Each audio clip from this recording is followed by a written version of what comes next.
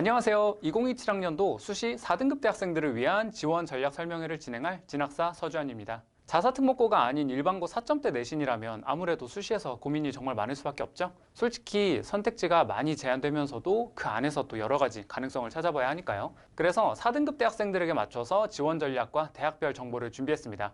앞서 진행된 수시 전체와 3등급 설명회를 보고 오신 분들도 있겠지만 이번 설명회를 처음 보시는 분들도 있을 거예요. 그래서 이전에 다뤘던 내용들 중에서 중요한 부분들은 이번 시간에도 반복해서 설명드릴 예정입니다. 이 점 참고해 주세요.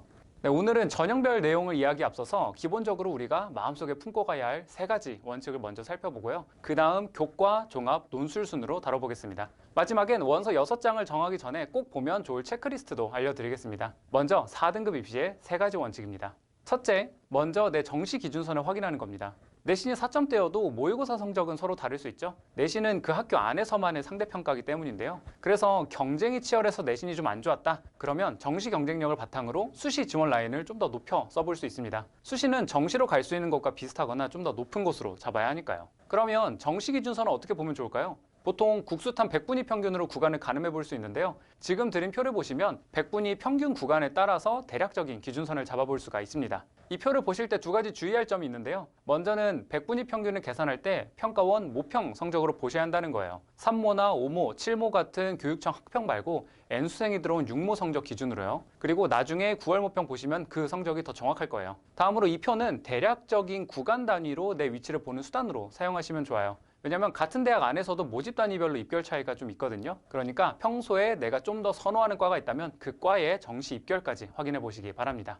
둘째, 적정 안정카드는 꼭 넣어주세요. 아까 제가 정시 기준선표를 드리긴 했지만 아마 상당수 학생들은 내신 기준보다 더 높은 대학을 정시로 가기가 쉽지 않을 거예요. 지난 시간에도 언급했지만 수시 지원자의 60% 가까이가 정시를 준비하지 않는다라고 답하기도 했고요. 그렇다면 이런 학생들은 수시로 입시를 끝낼 수 있는 수단도 마련해둬야 됩니다. 뒤가 없이 상향만 했다가 육광탈하고 정시로 넘어가면 정말 힘든 싸움을 하게 되겠죠. 그래서 6장을 쓸 때 적정 안정 수준의 2장 정도 카드를 넣어놓고 내 서류나 수능 경쟁력을 바탕으로 소신 상향 카드 비중을 조절하는 게 좋습니다. 다만 여기서 학종과 논술은 안정카드라고 볼 수는 없습니다. 왜냐면 내 서류 평가가 어떻게 될지 논술을 어떻게 볼지는 예측할 수가 없으니까요. 그러니까 안정 적정 카드는 수치 데이터를 계산해 볼 수 있는 교과 전형으로 보시기 바랍니다.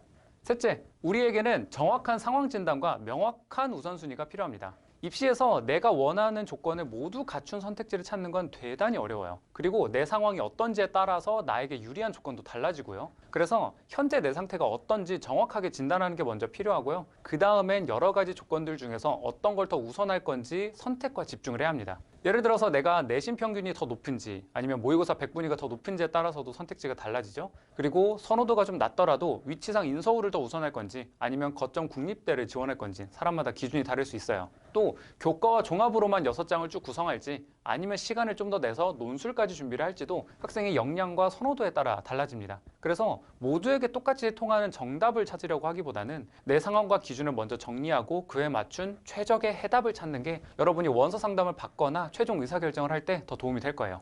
그럼 이제 본격적으로 전형별로 하나씩 살펴보겠습니다.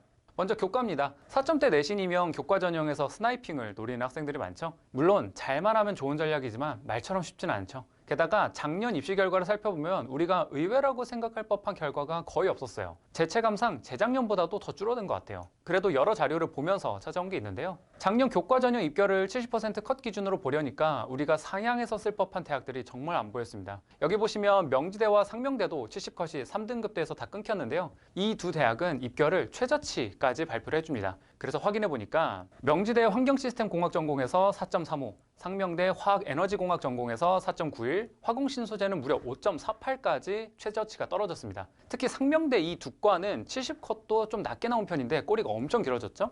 이 중에서 명지대 환경시스템공학은 어떤 일이 있었냐면요. 여긴 6명을 뽑는데 작년에 24명이 지원했습니다. 그런데 충원 인원이 무려 18명이었습니다. 충원율 300%도 놀라운데 앞에서 다른 인원들이 계속 빠져나가서 결국 여기 쓴 학생 전체가 추합으로 들어온 거예요. 그래서 꼬리가 이렇게 길어질 수 있었습니다. 하지만 이런 케이스를 우리가 사전에 정확하게 예측하기는 어렵죠. 그래도 그 가능성을 조금이라도 높여볼 시도는 할 수 있습니다. 그러려면 우리는 어떻게 교과를 써야 할까요? 크게 세 가지를 기억했으면 좋겠습니다.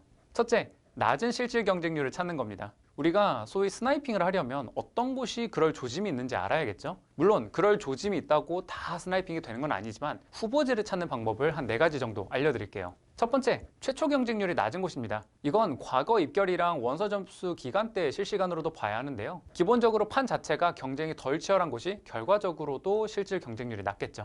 두 번째는 수능 최저가 걸린 곳입니다. 우리가 주로 볼 대학들은 수능 최저가 걸린 곳도 있지만 없는 곳도 있어요. 수능 최저가 없으면 지원한 모든 학생들이 경쟁 대상이 되지만 최저가 걸려 있으면 맞춘 학생들 일부만 걸러져서 붙겠죠. 그런데 생각보다 내신이 좋아도 수능 최저에서 걸러지는 경우가 상당히 많아요. 그래서 입결도 어느 정도 낮아지는 효과가 있습니다. 그렇기 때문에 내가 수능 최저를 맞출 자신이 있다면 이런 모집 단위에 좀 더 공격적으로 지원해 볼 수 있을 겁니다. 세 번째는 선호도가 낮은 모집 단위입니다. 같은 대학 안에서도 모집 단위별로 선호도가 상대적으로 낮은 곳은 물론 그곳을 정말 원해서 지원하는 경우도 있지만 교과나 논술 전형이라면 성적에 맞춰서 지원하는 경우도 많죠. 그리고 선호도 낮은 곳에 지원했다는 건 내 성적과 실력에 어느 정도 자신감이 부족한 경우가 더 많을 수 있어요. 그래서 지원자들의 최저 충족률이 다른 곳보다 상대적으로 더 낮을 수 있습니다. 최저 충족률이 낮아지면 당연히 실질 경쟁률도 낮아지는 효과가 있고요. 이런 케이스는 이따가 논술 얘기할 때 구체적으로 보여드릴게요. 네 번째는 반대로 선호도가 높은 모집 단위입니다. 모순되는 것 같죠? 전략 방향을 다르게 잡는 겁니다. 선호도 높은 모집 단위를 쓰는 학생들은 소신 지원도 있겠지만 같은 과를 대학만 바꿔서 쓰면서 안정이나 적정 카드로 쓰는 경우도 있어요. 이런 학생들은 여기 붙더라도 더 선호도 높은 대학에 붙으면 그쪽으로 빠지겠죠? 그러면 충원율이 높아질 수 있습니다. 하지만 선호도 높은 과는 기본적으로 최초 경쟁률도 높은 편이기 때문에 무조건 충원율 높을 것만 기대하고 쓰긴 어렵다라는 단점도 있습니다. 그래서 이런 케이스는 이전 경쟁률과 충원율 추이까지 좀 봐가면서 내가 어느 정도까지는 들어올 수 있을지 가늠해보고 지원하세요. 실제로 작년 사례를 보면 아까 봤던 상명대 화학에너지공학과 화공신소재가 있죠. 여기는 교과 선발 인원이 같은데 재작년에 경쟁률이 6점대로 나왔습니다. 이때는 70컷과 최저가 모두 2점대에서 끊겼어요. 보통 이렇게 최저가 70컷이랑 큰 차이가 안 나는 게 보통인데요. 컷이 이렇게 높게 나오니까 학생들이 지원할 생각을 쉽게 못했겠죠. 그래서 작년에는 어떻게 됐냐? 둘 다 경쟁률이 반토막이 나면서 70컷이 크게 낮아졌습니다. 상명대가 그것도 교과인데 70컷이 3점 중후반이 나온 것도 흔한 일은 아니죠. 그런데 최저는 더 떨어져서 4등급, 5등급 학생도 붙을 수가 있었습니다. 정말 우주상향이 운 좋게 성공한 케이스라고 볼 수 있죠. 하지만 이런 일이 생길 수 있었던 이유에는 바로 이렇게 낮아진 최초 경쟁률도 한몫을 한 겁니다. 다음으로 두 번째 포인트, 작년에 낮은 입결을 보인 곳이 있다면 피하는 게 좋습니다. 아까는 실질 경쟁률이 낮아야 좋다고 했죠. 반대로 입결은 작년에 너무 낮았다 싶으면 오히려 올해는 위험할 수가 있어요. 왜냐? 입결은 우리만 보는 게 아니라 다 보거든요. 작년 입결이 평소보다 많이 낮게 나왔다. 그럼 그걸 보고 나도 써볼까? 하는 학생들이 다음 해에 몰리게 마련입니다. 그러면 경쟁률이 다시 올라가게 되고 입결도 튀어오를 수가 있어요. 예를 들어 재작년에 서울여대 국어국문학과를 보면 경쟁률이 6대 1이었고 70컷이 4.14로 상당히 낮게 나왔습니다. 이걸 많은 학생들이 보고 작년에 많이 몰렸겠죠? 그래서 작년에는 경쟁률이 26대 1까지 4배 넘게 올라가 버렸고 입결도 한 등급이 올라가 버렸습니다. 정상화 과정을 거친 셈이죠. 이렇게 입결 수치가 너무 높거나 너무 낮게 나온 경우에는 그 다음 해에 반작용도 클 수 있기 때문에 틈새 공략을 하고 싶다라면 작년 입결이 많이 낮게 나온 것은 피하는 게 좋습니다. 전형 변화처럼 낮게 나올 만한 명확한 이유가 있는 게 아니라면 말이죠. 그런 의미에서 아까 보여드렸던 이 상명대 케이스를 다시 보면 최저치가 작년에 이렇게 나왔으니 혹시 나도 써볼까 하는 생각이 들 수 있겠죠. 하지만 이걸 보고 올해 학생들이 많이 몰릴 수 있기 때문에 이 두 곳은 입결이 다시 올라갈 가능성이 높습니다. 그러니까 내 성적에 자신이 있는 게 아니라면 가급적 피하는 것이 좋겠습니다. 자, 세 번째 포인트. 나에게 유리하게 성적을 산출해주는 대학을 찾아보는 겁니다. 많은 대학들이 보통 반영교과 전과목을 넣고 계산을 하는데 어떤 대학들은 반영교과를 선별을 하거나 반영과목 수를 성적이 좋은 상위 몇 개만 뽑아서 돌리기도 해요. 그러면 전체 평균은 좀 아쉬워도 상위 몇 과목은 괜찮은 학생들도 경쟁력을 가질 수가 있겠죠? 그런 대학들의 대표적인 경우를 서울권에서 보면 먼저 서경대와 한성대가 있습니다. 서경대 교과균형과 한성대 교과우수 전형은 교과별로 상위 3과목씩 총 12과목을 반영하는데요. 그래서 여기는 입결을 찾아보시면 수치가 꽤 높게 나오는 편이에요. 하지만 전과목 평균이 아니니까 여러분도 비교하실 때 이 대학 방식으로 환산해서 보시면 좋겠습니다.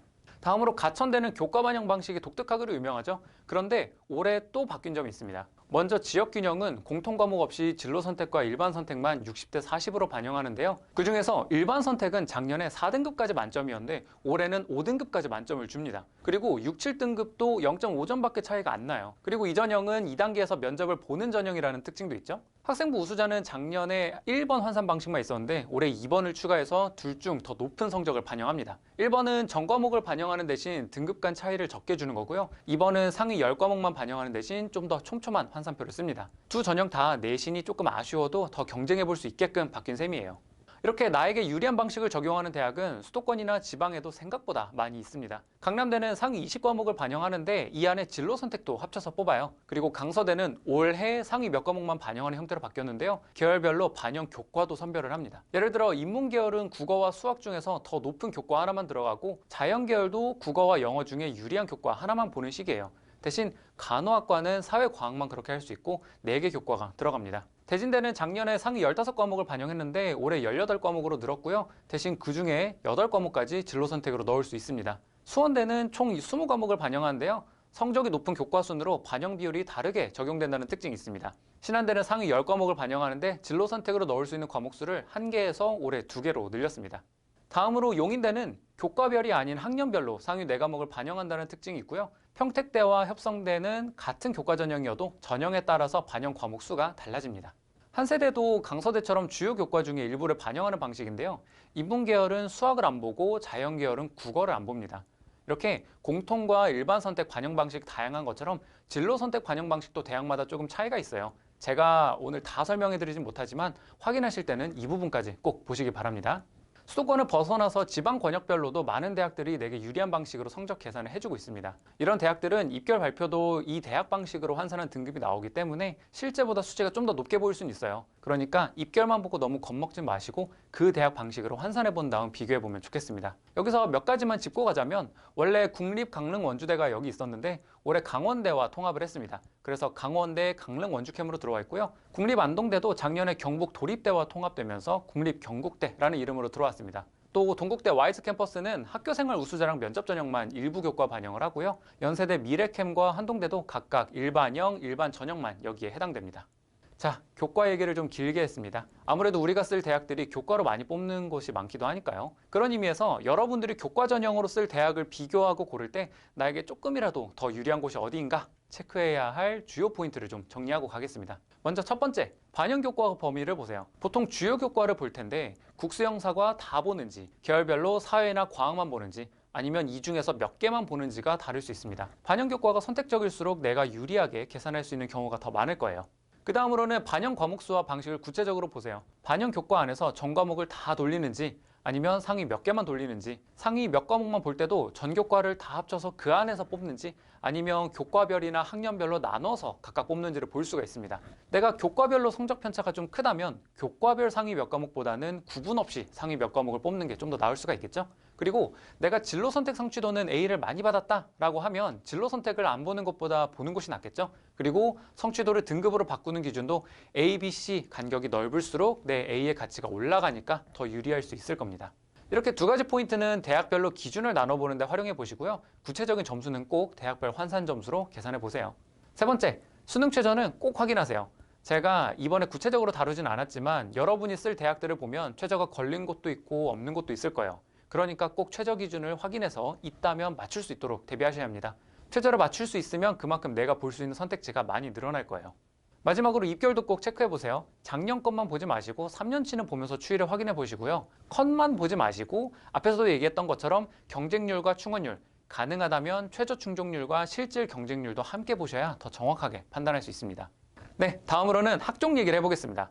학종은 아무래도 상향 지원 카드로 많이 쓰겠죠? 하지만 똑같은 내신이라도 얼마나 상향할 수 있을지, 어떻게 상향해야 할지는 학생마다 좀 다를 수 있어요. 이 부분은 다음에 좀 더 얘기해 보도록 하고요. 오늘은 조금 더 실질적인 얘기 중심으로 해볼게요. 4등급 내신으로 학종을 쓴다면 어쨌든 교과로 쓸 대학보다는 높게 써야 할 거예요. 하지만 그 윗선은 어느 정도일까요? 이걸 얘기하려면 먼저 학종 입결은 교과처럼 숫자만 봐서는 안 된다라는 걸 알고 가야 합니다. 왜냐면 이런 경우가 있어요. 작년 경희대, 서울시립대, 중앙대, 한국외대 학종 입결을 보면 최저치가 5에서 6등급대까지 내려왔어요. 그럼 5, 6등급대 학생들도 붙을 수 있을까요? 이 숫자에는 한 가지 함정이 있습니다. 이렇게 낮은 입결은 보통 자사고, 특목고 학생들이에요. 예를 들어 어문 계열의 외고 학생들이 자연 계열의 과학고 학생들이 붙었을 때 이런 수치가 나오거든요. 그래서 입결을 보다가 다른 것들은 비슷비슷한데 왜 여기만 훅 떨어졌지 싶으면 이럴 가능성도 한 번쯤 의심해 봐야 돼요. 그러면 일반고 4등급대를 생각했을 때는 어디까지 학종으로 노려볼 수 있을까요? 그 힌트를 작년 서울시립대 입결에서 어느 정도 얻어볼 수 있습니다. 시립대는 매년 입결을 고등학교 유형별로도 나눠서 발표하거든요.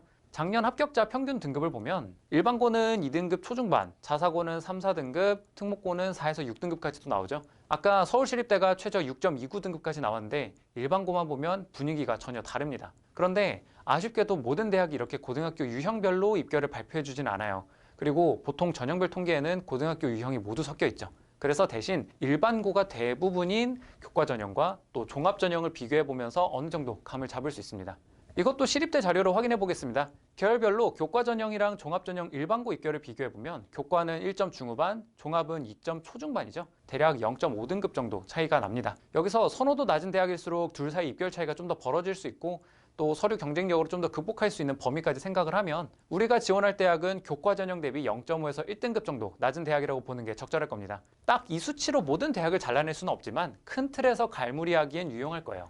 이런 기준으로 우리가 소신 상향 지원으로 고려해 볼 수 있는 대학들의 학종 특징을 좀 살펴보겠습니다. 먼저 가천대는 1단계 서류평가 요소가 다른 대학들과 조금 다릅니다. 인성을 40%나 보고 진학 의지도 40% 보는데요. 여기서 인성은 공동체 역량과 비슷한 지표인데 아무래도 숫자로 평가하기 어려운 내용이다 보니까 변별력을 높게 가져가기가 어려울 거예요. 결국 진학 의지가 제일 큰 영향을 미치겠죠? 진학 의지는 뭐냐? 구체적으로 보면 계열 적합성 중심으로 교과 역량과 학습 경험을 보고 능동적 학업 태도와 교과 성취 과정을 봅니다. 진로 역량과 똑같지는 않지만 비슷한 결이 있죠. 그리고 면접 비중이 50%나 됩니다. 1단계를 통과하면 면접으로 뒤집을 수 있는 가능성이 높은 편이에요. 또 면접 일정이 수능 전에 있는 몇 안 되는 전형이기도 합니다. 다음으로 가톨릭대는 작년에 학업 40, 진로 40에서 올해 진로 역량 반영 비율을 35%로 줄였습니다. 큰 차이는 아니지만 학업 역량 비중이 좀 더 높게 들어간다는 점 보고 갈게요. 경기대는 1단계에서 학업 탐구 역량을 60%나 보고 자기개발 역량이 20% 들어갑니다. 여기서 학업 탐구 역량은 학업 성취 수준과 계열 적합성이 반반 들어가는데요. 결국 학업 역량과 진로 역량이 합쳐진 분위기로 볼 수 있죠. 그리고 자기개발 역량은 학습 과정에서의 자기주도성과 능동적 태도를 평가하는 영역입니다. 학교 프로그램을 따라가기만 한 게 아니라 그 안에서 내가 생각하고 움직인 것이 있는가를 보겠다는 거죠. 인천대는 학업과 진로 역량을 30%씩 보고 발전 역량을 20% 평가합니다. 이 발전 역량도 경기대 자기개발과 비슷한 취지라고 볼 수 있어요. 평가 내용을 보면 문제에 대한 대안적 해결책을 만들어낼 수 있는가, 진취적, 창의적 사고, 어려운 과제에 도전하고 해결하려는 노력, 자기주도적 학업 노력 이런 식이거든요. 사실 다른 대학도 이런 요소를 보지만 이 두 대학이 이걸 별도 평가 요소로 만들었다는 건 학생들에게 던지는 메시지도 있다라고 봅니다. 성적이 좀 아쉽더라도 그 과정에서 내가 주도적이고 적극적으로 활동한 경험을 잘 설명한다면 그 태도를 높이 평가하겠다. 그러니까 생기부에 이런 점도 잘 표현이 되면 서류에서 좀 더 나은 평가를 받을 수 있겠죠? 제가 수도권 중심으로 먼저 소개했는데 만약 서울권으로 상향하고 싶다면 이런 학교들도 볼 수 있습니다. 먼저 덕성여대는 학업, 탐구, 공동체 역량에 더해 자기주도 역량을 봅니다. 아까 경기대 인천대에서도 본 분위기가 느껴지시죠? 동덕여대는 2단계에서 면접 비중이 무려 60%나 됩니다. 1단계를 넘어가면 면접을 잘 보는 게 정말 중요하겠죠? 참고로 여기도 가천대처럼 면접을 수능 전에 보는 곳입니다. 서울여대는 서류형과 면접형이 있는데 서류형은 학업 역량이 제일 많이 반영되고 면접형은 진로 역량이 더 많이 반영됩니다. 그리고 면접형은 면접이 50%나 돼요. 그래서 4등급 대학생들이라면 면접형이 좀 더 유리할 겁니다. 다만 여기 면접형 경쟁률은 평균적으로 덕성여대나 동덕여대보다 높은 편이긴 한데요. 그 중에서도 경쟁률이 낮은 모집 단위가 있으니까 과거 경쟁률과 충원율 추이를 살펴보면서 지원 여부를 결정해 보시면 좋겠습니다. 삼육대는 면접이 40% 반영되고 서류에서도 진로 역량이 50% 반영되는데요. 그래서 학종으로는 4점대 입결도 종종 나오는 곳입니다. 아무래도 간호학과 같은 곳은 어렵겠지만 그 외의 학과라면 소신껏 도전해 볼 수 있겠어요. 한성대는 서류형으로만 선발하는데 여기도 진로 역량을 제일 많이 봅니다. 그리고 자유전공학부인 상상력인재학부가 작년에는 교과로만 선발했다가 올해는 종합으로도 선발을 합니다. 그래서 상상력인재학부는 진로 역량 대신 성장 역량을 40% 반영하는데요. 진로 역량과 마찬가지로 진로 탐색 활동과 경험의 다양성을 평가하지만 계열 관련 교과 이수나 성취도가 아니라 자기주도성과 창의적 문제 해결력을 본다라는 차이가 있습니다. 지금까지 여러 학교의 전형 방법에 대해서 알아봤죠? 그럼 이번에도 학종을 쓰기 전에 내가 공통적으로 체크해야 할 포인트 정리하고 가겠습니다. 첫 번째, 앞에서 전반적으로 짚어드린 것처럼 내가 지원할 대학의 서류 평가 요소와 반영 비율이 어떻게 되는지 보세요. 그리고 그 평가 요소를 어떤 기준으로 평가하는지도 보세요. 평가 요소 명칭부터 다르기도 하지만 같은 명칭인데도 평가 기준이 조금씩 다를 수 있거든요. 두 번째, 대학과 전형을 고를 때 내가 좀 더 유리하게 경쟁할 수 있는 곳을 찾아야 합니다. 우리의 내신이 입결과 비교해서 충분히 높지 않다면 학업 역량 평가 비중이 가장 높은 곳은 위험할 수가 있어요. 반대로 평균 내신은 비슷해도 지원할 것과 관련된 교과 성적이 좀 더 높은 편이라면 세특으로 같이 보완해서 진로 역량을 어필해 볼 수 있겠죠. 또 면접으로 1단계 성적을 극복할 수 있는 전형도 고려해 볼 수 있겠습니다. 세 번째, 면접형으로 지원한다면 면접 일정도 체크해 보세요. 대부분 수능 후에 보겠지만 가천대나 동덕여대처럼 수능 전에 보는 곳이라면 미리미리 준비해야 합니다. 마지막으로 학종도 입결을 잘 살펴보세요. 교과처럼 일괄적으로 따지긴 어렵지만 지원자들의 전반적인 학업 역량 수준을 파악하는 데 도움이 됩니다. 그리고 경쟁률, 충원율을 보면서 좀 더 해볼 만한 환경을 찾아볼 수도 있고요. 혹시 지원자 성적 산포도를 보여주는 친절한 대학이 있다면 그것도 분위기 파악에 도움이 많이 될 겁니다. 이번엔 논술을 살펴보겠습니다. 맨 처음에 제가 같은 4등급대여도 모의고사 성적은 다를 수 있다고 했죠. 만약 내 모의고사 등급이 내신보다 더 나은 편이라면 논술도 쉽진 않겠지만 도전해볼 수 있는 전형입니다. 하지만 내가 어느 대학까지 논술로 도전해볼 수 있는가, 그 밑바탕은 기본적으로 내 교과 역량에 따라 달라집니다. 그래도 우선 여러 대학들의 논술 현황을 좀 보겠습니다. 먼저 인문논술, 수리논술을 보는 대학을 보면 대부분 수능 최저가 걸려있죠. 서울권 안에서 논술 100인데 최저가 없는 곳은 가톨릭대와 연세대 정도밖에 없습니다. 이 중에서 가톨릭대와 한양대는 올해 교과 반영을 없애고 논술 100으로 돌렸고요. 특히 가톨릭대는 올해까지 인문, 수리논술을 보고 내년에는 약수령 논술로 바꿀 예정입니다. 다음으로 교과를 일부 반영하는 곳입니다. 교과를 반영하더라도 중위권까지는 등급 간 점수차가 크지 않아서 논술을 잘 본다면 충분히 뒤집을 수 있는 정도인데요. 이 중에서 숭실대는 올해 논술 비중을 80에서 90%로 올렸고요. 그 대신 수능 최저를 2합 5에서 6으로 하나 완화했습니다. 이렇게 되면 최저 충족이 좀 더 쉬워지니까 경쟁률이 좀 더 올라갈 수가 있는데요. 결국 논술을 얼마나 잘 보느냐가 더 중요해집니다. 서울시립대와 서울과기대는 수능 최저가 없지만 수리 논술만 있다는 특징이 있어요. 왜냐면 이 대학들은 논술로 자연계열 모집단위만 뽑기 때문인데요. 특히 서울과기대는 ST자유전공학부를 인문과 자연계열로 나눠서 뽑는데 이 중 자연계열만 논술로 선발합니다. 이 모집단위를 뽑기 위한 전형인 셈이에요. 그리고 중앙대는 올해 논술 창의형을 신설했습니다. 이 전형에는 크게 세 가지 특징이 있는데요. 우선 재학생만 지원할 수 있어서 N수생을 배제할 수가 있고 수능 최저가 없고 시험을 수능 전에 봅니다. 재학생 입장에서는 N수생의 존재와 수능 최저를 걱정하지 않고 시험을 볼 수 있다는 점에서 매력적일 텐데요. 다만 신설 전형이라 그런지 선발 인원은 몇몇 모집단이 한정돼 있고 그 수도 일반형보다는 많이 적습니다. 그리고 수능 전에 시험을 본다는 것도 어느 정도 부담이 되겠죠. 하지만 내가 초상향을 해서 중앙대를 가보고 싶다. 그렇다면 논술 전형도 준비해 볼 수 있을 겁니다. 참고로 N수생은 일반형만 지원할 수 있지만 재학생은 창의형과 일반형을 동시에 지원할 수 있다는 점도 확인해 두세요. 제가 이렇게 말씀드렸지만 인문, 수리, 논술 자체가 부담스러운 학생들도 많을 겁니다. 그러면 우리에게 또 다른 선택지는 바로 약수령이죠. 약수령 논술을 보는 대학들은 수능 최저가 걸려있지 않은 곳들도 상당히 있습니다. 걸려있더라도 그렇게 높진 않은 편이고요. 이 중에서 가천대는 수능 최저가 한 영역만 3등급을 받으면 되는데요. 대신 바이오로직스학과는 2합 5로 타이트하게 적용이 됩니다. 그리고 동덕여대는 올해 약수령으로 전환했는데요. 대신 수능 최저가 2합 7에서 6으로 하나 강화됐습니다. 그래서 경쟁률이 올라갈 요인과 내려갈 요인이 동시에 영향을 주는 상황입니다. 참고로 다른 여대랑 비교해보면 덕성여대와 서울여대는 서수령 그대로 유지하고 최저가 덕성여대는 2합 7, 서울여대는 없습니다. 또 신한대와 수원대는 표에 써있는 논술 비율과 실질 반영 비율이 조금씩 다른데요. 먼저 신한대는 실질 반영 비율이 논술 82% 정도로 명목상 비율보다 조금 낮아지고요. 수원대도 명목상 비율은 80%지만 실질 반영 비율은 75%로 조금 낮아집니다. 큰 차이는 아니지만 두 대학 다 교과를 반영할 때 상위 몇 과목만 뽑아서 계산하는 곳이니까요. 걱정된다면 각 대학식으로 계산해보고 과거 입결과 비교해보면 좋을 것 같습니다. 대학별로 논술 현황을 쭉 살펴봤는데요. 어느 대학을 쓰냐 이전에 내가 그 대학 논술 수준을 감당할 수 있을지가 먼저 궁금하겠죠? 그걸 미리 확인해 볼 수 있는 자료가 있습니다. 대학별로 입학처 홈페이지에 가시면 대학별 논술 가이드북이나 선행학습 영향평가 보고서라는 걸 올려놔요. 논술 가이드북은 이름대로 우리 대학이 논술을 어떻게 진행을 하는지 전년도 기출문제나 모의문제, 채점기준과 예시답안 등등을 볼 수 있는 책자고요. 만약 이게 없는 대학이라면 선행학습 영향평가 보고서를 보셔도 됩니다. 여기도 전년도 기출문제와 채점기준, 예시답안까지 볼 수 있으니까요. 관심 있는 대학이 있다면 꼭 찾아보고 결정하시는 걸 추천합니다. 지금까지는 대학별로 논술이 어떤 냐를 주로 설명했는데요. 그런데 논술은 기본적으로 내가 잘 보는 것도 중요하지만 누구랑 보느냐도 중요하죠. 왜냐하면 논술은 경쟁률부터 엄청 높기 때문이에요. 기본 수십 대 1에서 100대 1이 넘는 것도 많죠. 그렇기 때문에 내 논술 실력만큼이나 경쟁률에 따라서도 내 합격 가능성이 좌우될 수 있습니다. 그런 점에서 우리는 논술 준비를 열심히 하는 것과 별개로 최대한 경쟁률이 낮을 만한 곳을 찾는 것도 중요하겠죠. 그런 의미에서 경쟁률 낮은 곳을 찾는 기준을 크게 두 가지 얘기해 보고자 합니다. 바로 수능 전 논술과 낮은 선호도인데요. 먼저 수능 전 논술입니다.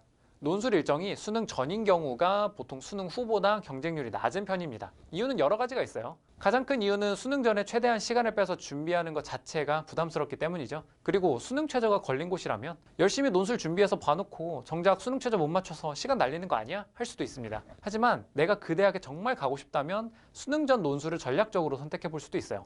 왜냐면 수능 전 논술을 보는 전형은 최저가 없는 경우가 더 많거든요. 물론 그렇다고 수능 안 볼 거 아니지만 심리적으로 부담은 덜 하겠죠.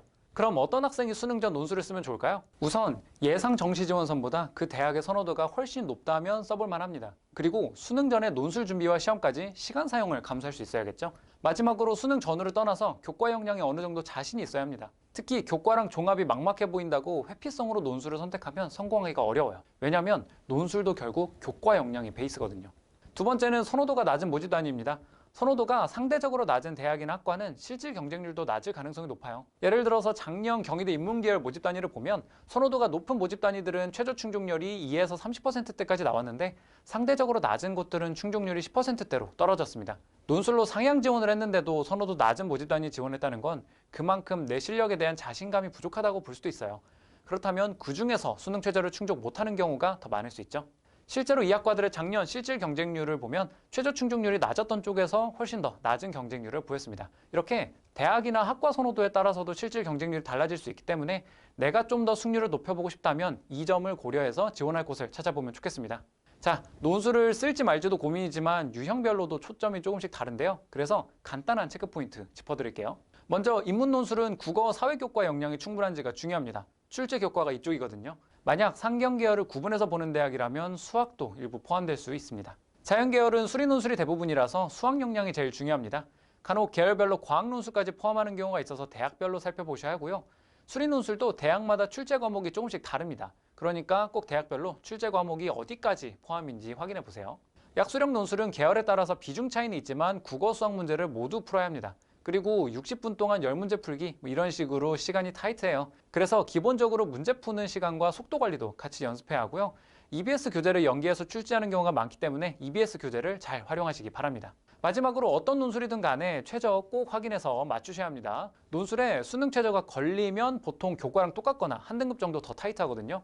그리고 기본적으로 선호도 높은 대학일수록 더 어려운 편이기 때문에 앞서 말했듯이 내 기본 역량과 준비 기간이 충분한지 따져보셔야 합니다. 특히 논술을 여러 장 쓴다면 일정이 서로 겹치지 않는지 꼭 확인해 보셔야 돼요. 보통 수능 뒤에 비슷비슷한 시기에 시험을 보거든요.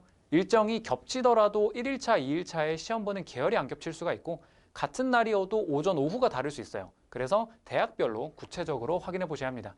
지금까지 전형별로 중요한 내용들을 설명해 드렸죠. 마지막으로 여러분이 6장의 수시 원서 카드를 정할 때 꼭 짚고 가야 할 핵심만 한 번 더 정리해 드릴게요. 먼저 교과는 대학별 환산 점수와 수능 최저가 중요하죠. 환산 점수 기준으로 입결과 유불리를 보시고 수능 최저 꼭 대비하세요. 종합은 내 성적 분포와 생기부 강점을 분석해서 제일 잘 살릴 수 있는 전형과 학과로 지원하셔야 합니다. 면접형을 여러 곳 넣을 거라면 일정도 확인하시고요. 논술은 내가 논술을 칠 수 있는 기본 실력이 있는지부터 보시고 준비 기간과 수능 최저를 확인해서 전략적으로 들어가야 합니다. 결국 전형을 떠나서 내가 어느 대학, 어느 학과에 원서를 넣을 때 그냥이 아니라 분명한 이유가 있어야 합니다. 그리고 그 이유를 제가 오늘 정리해드린 체크포인트 기준으로 점검해 보시면 좋겠습니다. 지금까지 4등급 대학생들을 위한 전형별 주요 대학과 지원 전략에 대해서 살펴봤는데요. 오늘 내용이 없었던 대학에 대해서는 지난주 3등급 설명회나 다음주 2등급 설명회에서 확인해 보실 수 있을 거예요. 보시고 궁금한 점이 있다면 꼭 댓글로 질문 남겨주시고요. 긴 시간 동안 함께 해주셔서 감사합니다. 이번 교육과정 마지막 입시인 올해 2027학년도 수시도 진학사가 여러분의 성공적인 결과를 응원하겠습니다. 감사합니다.